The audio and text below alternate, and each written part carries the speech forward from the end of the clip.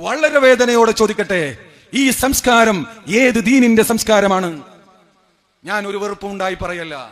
എന്റെ മനസ്സ് നീറുകയാണ്, എന്റെ മനസ്സ് വേദനിക്കുകയാണ്. അതുകൊണ്ട് പറയുകയാണ്, ഈ സംസ്കാരം പരിശുദ്ധ ഇസ്ലാമിന്റെ സംസ്കാരമാണോ? ഫാത്തിമ ബീവിയുടെ സംസ്കാരമാണോ? ആയിഷ ബീവിന്റെ സംസ്കാരമാണോ? അതുപോലെയുള്ള മഹത്തുക്കളുടെ സംസ്കാരമാണോ? ഈ സംസ്കാരത്തെ സമൂഹത്തിലേക്ക് പകർന്നു തരുന്ന ഒരു മുസൽസലിനെ, ഒരു ദീനിന്റെ തെളിവാക്കുന്ന ഈ സംസ്കാരം നിങ്ങൾ എന്താണ് ഉദ്ദേശിക്കുന്നത്? സമസ്ത കേരള ജംഇയ്യത്തുൽ ഉലമ ഇക്കഴിഞ്ഞ മുഷാവറയല്ല, അതിന്റെ മുമ്പത്തെ മുഷാവറയിൽ അന്തിമമായി തീരുമാനമെടുത്തിരിക്കുന്നു. യാതൊരു സംശയാർക്കും വേണ്ട, അതുമായി സമസ്തക്ക് ബന്ധമില്ല എന്ന്. ഇനി ആരെങ്കിലും ചർച്ചക്കായിട്ട് വരികയാണെങ്കിൽ അത് വേറെ പരിശോധിക്കാം. പക്ഷെ ഇതിനൊക്കെ കൃത്യമായി മറുപടി പറയണം. ഇതിനൊന്നും സമസ്തക്ക് അല്ലാഹുവിനോട് മറുപടി പറയാൻ കഴിയില്ല. അതുകൊണ്ട് ഇത്തരത്തിലുള്ള അപകടങ്ങളിൽ തിരുത്തി വന്നാൽ ഇനി ആലോചിക്കുക എന്നല്ലാതെ ആരും തെറ്റിദ്ധരിക്കണ്ട. പ്രിയമുള്ള സഹോദരന്മാരെ, നമ്മൾ ഇനി എന്താണ് കാത്തിരിക്കുന്നത്? ഞാനിപ്പോ ഇങ്ങനെ ഒറ്റയ്ക്ക് ഒരുപാട് യാത്ര ചെയ്യാറുണ്ട്. അപ്പൊ ചിലപ്പോൾ ഞാൻ ഒറ്റയ്ക്ക് ഇരുന്ന് കരഞ്ഞു പോവാറുണ്ട്. എങ്ങോട്ടാണ്? ഞാൻ നിങ്ങളോട് പങ്കുവെക്കാണ്. എന്നിട്ട് ചിലപ്പോൾ ഇങ്ങനെ കുറേ ഇങ്ങനെ വിഷമം തോന്നുമ്പോൾ ഞാൻ ആർക്കെങ്കിലും കണ്ട് വിളിക്കുന്നുണ്ട്, കുറേ സംസാരിക്കും. ചിലപ്പോൾ ഇവർക്ക് വിളിക്കാറുണ്ട്. അങ്ങനത്തെ ഒരു മാനസികാവസ്ഥയിലാണ് ഇപ്പോൾ നമ്മൾ എത്തിയിട്ടുള്ളത്. കാര്യം വളരെ ഗുരുതരമാണ്. അതുകൊണ്ട് വിഷയത്തിന്റെ ഗൗരവങ്ങൾ മനസ്സിലാക്കി ഈ സമസ്ത എന്നുള്ളതല്ല, ദീനിനെ തന്നെ അവഹേളിക്കുന്ന അവസ്ഥയിലേക്ക് സമൂഹം പെട്ടെന്ന് കൂപ്പുകുത്തുന്ന ഒരവസ്ഥ, അപകടകരമായ ഒരു സാഹചര്യത്തിലാണ് ഇന്ന് നാം എത്തി നിൽക്കുന്നത്. ഈ അടുത്തിടെ ചില ആളുകളുടെ സംസാരത്തിൽ നമുക്ക് മനസ്സിലാക്കാൻ കഴിഞ്ഞു, പരിശുദ്ധ ഇസ്ലാമിനെ മോഹനമാക്കാൻ ചില ആളുകൾ രംഗപ്രവേശനം ചെയ്തിട്ടുണ്ട് എന്ന് പറഞ്ഞിട്ട്. അടിസ്ഥാനപരമായ നമ്മുടെ തെളിവുകൾ എന്ന് പറഞ്ഞപ്പോൾ ഞാൻ മനസ്സിലാക്കിയത് വിശുദ്ധ ഖുർആനായിരിക്കും, ഹദീസായിരിക്കും, അതുപോലെ പലതുമായിരിക്കും എന്ന് വിചാരിച്ചു.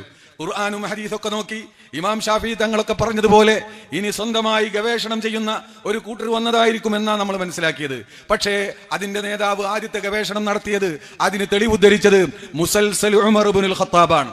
എന്നോട് ചോദിച്ചു ചില ആളുകൾ, ഇത് ഏതാ കിതാബ് എന്ന് ചോദിച്ചു. മുസൽസൽ ഉമർ ഇബ്നുൽ ഖത്താബിൽ നിന്നാണ് ആദ്യമായി അതിന്റെ ഗുരു തെളിവുദ്ധരിക്കുന്നത്. നിങ്ങൾക്കറിയോ ഏതാണ് ഈ മുസൽസൽ ഉമർ ഇബ്നുൽ ഖത്താബ്? ആ മുസൽസൽ ഉമർ ഇബ്നുൽ ഖത്താബിനെതിരിൽ ദുബൈയുടെ മിമ്പറിൽ വെച്ച് ഖുത്ബ ഓതിയവനാണ് ഞാൻ. അത് ഖുത്ബ ഞാൻ ഉണ്ടാക്കിയതല്ല, ദുബൈ ഔഖാഫ് ഉണ്ടാക്കിയതാണ്. പരസ്യമായി ആ സിനിമയെ, അതൊരു സിനിമയാണ്, ആ സിനിമയെ വിമർശിച്ചുകൊണ്ട് അത് കാണരുതെന്ന് ആ സമൂഹത്തെ ബോധ്യപ്പെടുത്തിക്കൊണ്ട് ബഹുമാനപ്പെട്ട ദുബൈ ഔഖാഫിന്റെ പണ്ഡിതന്മാർ കൂടിയിരുന്ന് ആലോചിച്ച് അവർ ഖുത്ബ തയ്യാറാക്കി. വെള്ളിയാഴ്ച ഖുത്ബയിൽ, രണ്ടാമത്തെ ഖുത്ബയിൽ അതിനെ തൊട്ടുള്ള തഹ്ദീറായിരുന്നു, ഇത് വലിയ അപകടകാരിയാണ്, ഇത്തരത്തിലുള്ള സിനിമകൾ കണ്ടുകൊണ്ട് ഈ പരിശുദ്ധ റമളാനിനെ നിങ്ങൾ കളങ്കപ്പെടുത്തരുത് എന്ന് പറഞ്ഞുകൊണ്ട് 2012 ദുബൈയിൽ ജുമയിൽ എല്ലാ പള്ളികളിലും ഖുത്ബ നിർവഹിക്കപ്പെട്ടു.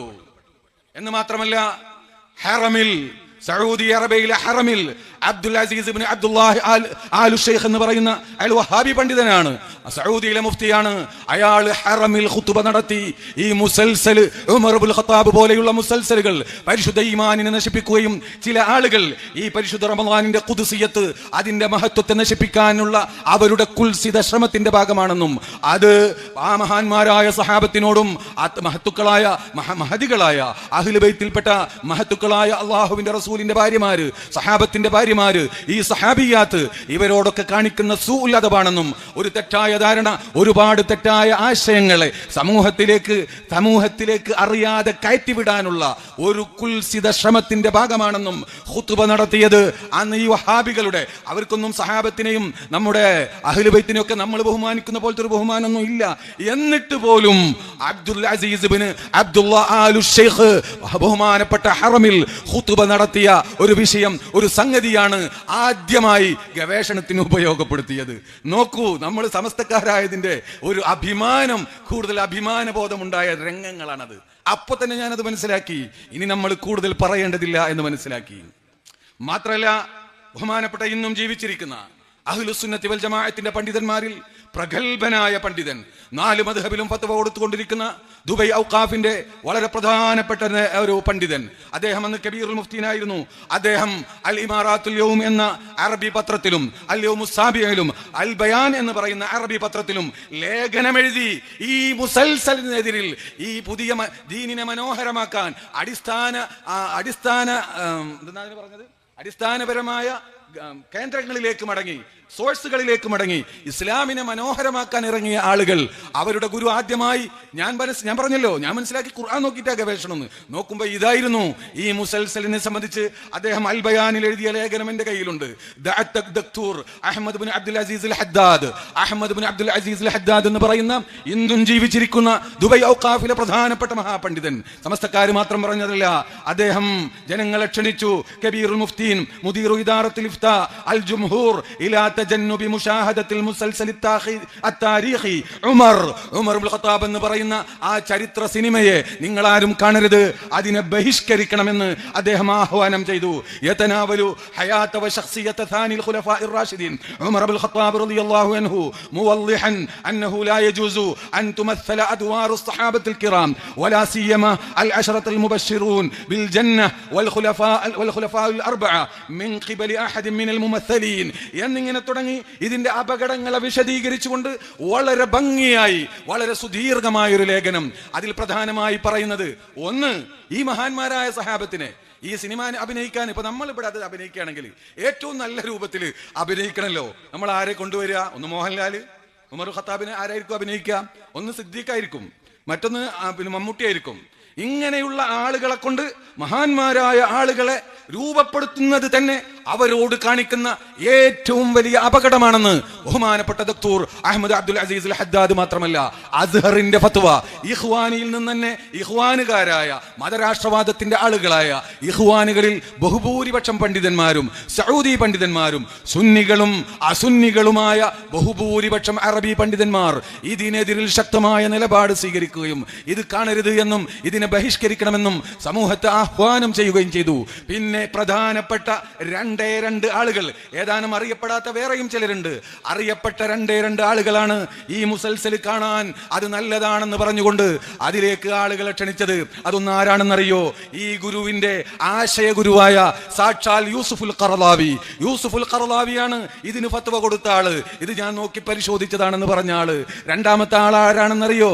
സൽമാനുൽ ഔദ എന്ന് പറയുന്ന സഊദി പണ്ഡിതൻ. അയാള് പലവട്ടം ഗവൺമെന്റിനെതിരിൽ പ്രവർത്തിച്ചതിന്റെ പേരിൽ അയാൾ ശരിയായ വഹാബിയാണ്. പിന്നെ മുഹമ്മദ് അബ്ദുൽ വഹാബിനെ സംബന്ധിച്ച് ഒരുപാട് കിതാബ് എഴുതിയ ആളാ.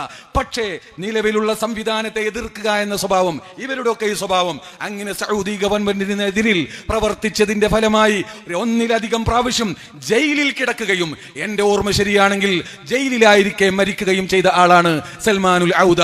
ഇങ്ങനെയുള്ള ഏതാനും ആളുകളല്ലാതെ ഇതിനെ സപ്പോർട്ട് ചെയ്തിട്ടില്ല ബാക്കിയുള്ള ലോകത്തുള്ള മുഴുവൻ പണ്ഡിതന്മാരും. ഇത് അപകടകരമായൊരു നീക്കമാണെന്നും ഇനി ഇങ്ങനെ ഈ പോക്ക് പോയാൽ മഹാന്മാരായ സഹാബത്തിനെ ഇപ്പോൾ നിങ്ങൾ അവർ ജീവനോടെ അവരെ മറ്റു ആളുകളിലൂടെ നമ്മൾ പ്രദർശിപ്പിക്കുന്നു, അവരുടെ റോള് മറ്റുള്ളവർ അവതരിപ്പിക്കുന്നു. ഇതിങ്ങനെ പോയാൽ നാളെ നിങ്ങൾ റസൂലുള്ളാഹിനെ അവതരിപ്പിക്കും, അങ്ങോട്ട് ഈ സമുദായത്തിന്റെ മനസ്സ് എത്തും, അത് വലിയ അപകടത്തിലേക്ക് നീങ്ങും എന്ന് തുടങ്ങി ഒരുപാട് കാര്യങ്ങൾ വിശദീകരിച്ചുകൊണ്ട് ദുബൈ ഔഖാഫും അതിന്റെ കബീറുൽ മുഫ്തീനും ബഹുമാനപ്പെട്ട ഈജിപ്തിലെ അസ്ഹറിനെ കണ്ടുപഠിക്കണമെന്ന് പ്രസംഗിക്കുന്നവരാണല്ലോ ഇവർ. അസ്ഹറും ഫത്വ ഇറക്കി. അങ്ങനെ ലോകത്തെ പ്രഗൽഭ പണ്ഡിതന്മാരൊക്കെ ഇவ்விധത്തിൽ ഇതിനെ കൈകാര്യം ചെയ്തു. എന്നിട്ട് ഇത് ഇറങ്ങിയതിന് ശേഷം ഈ മുസൽസൽ, ഈ ഡ്രാമ, ഈ സിനിമ രംഗത്ത് വന്നതിന് ശേഷം, അത് കണ്ടതിന് ശേഷം, അതിന്റെ 3 എപ്പിസോഡ് കണ്ടതിന് ശേഷം അതിനെ സംബന്ധിച്ച് വിശദമായ വിശകലനം നടത്തിക്കൊണ്ട് പല പണ്ഡിതന്മാരും എഴുതി. നമ്മൾ ഭയപ്പെട്ടത് സംഭവിച്ചിരിക്കുന്നു.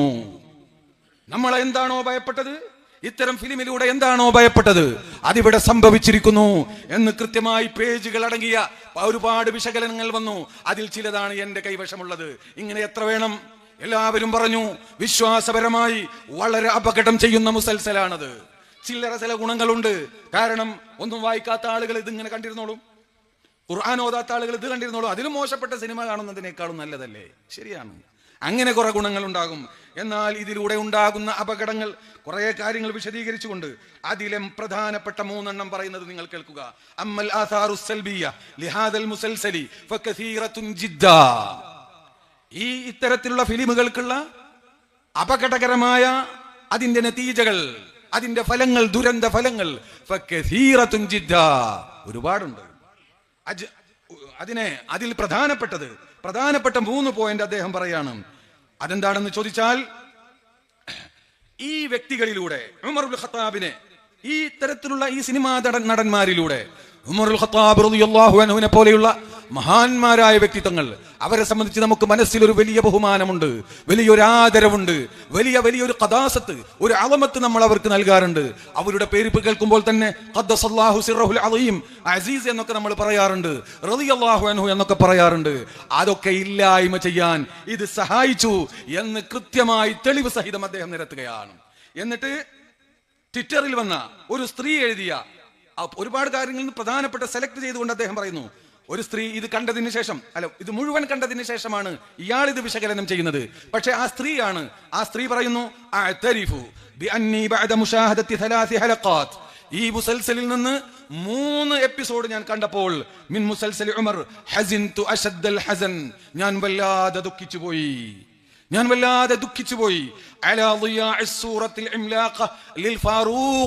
ബഹുമാനപ്പെട്ട ഉമർ ഇബ്നുൽ ഖത്താബ് റളിയല്ലാഹു തആല അൻഹുവിന് എന്റെ മനസ്സിലുണ്ടായിരുന്ന ആ ഒരു വലിയ ബഹുമാനം എന്റെ ഹൃദയത്തിൽ നിന്ന് നീങ്ങാൻ ഇത് കാരണമായല്ലോ എന്ന് ചിന്തിച്ചുകൊണ്ട് ഞാൻ വല്ലാതെ ദുഃഖിക്കുകയും, എന്നിട്ട് ഞാൻ എന്റെ മനസ്സിൽ പറഞ്ഞു, ലൈതഹും ലം യുജസ്സിദൂഹു, അദ്ദേഹത്തിന്റെ രൂപം ഇങ്ങനെ ഒരു വ്യക്തിയിലൂടെ അവർ പ്രദർശിപ്പിച്ചില്ലായിരുന്നുവെങ്കിൽ എത്ര നന്നായിരുന്നു എന്ന് കൊതിച്ചുപോയി എന്നല്ല അദ്ദേഹം ഉദ്ധരിക്കുന്നുണ്ട്.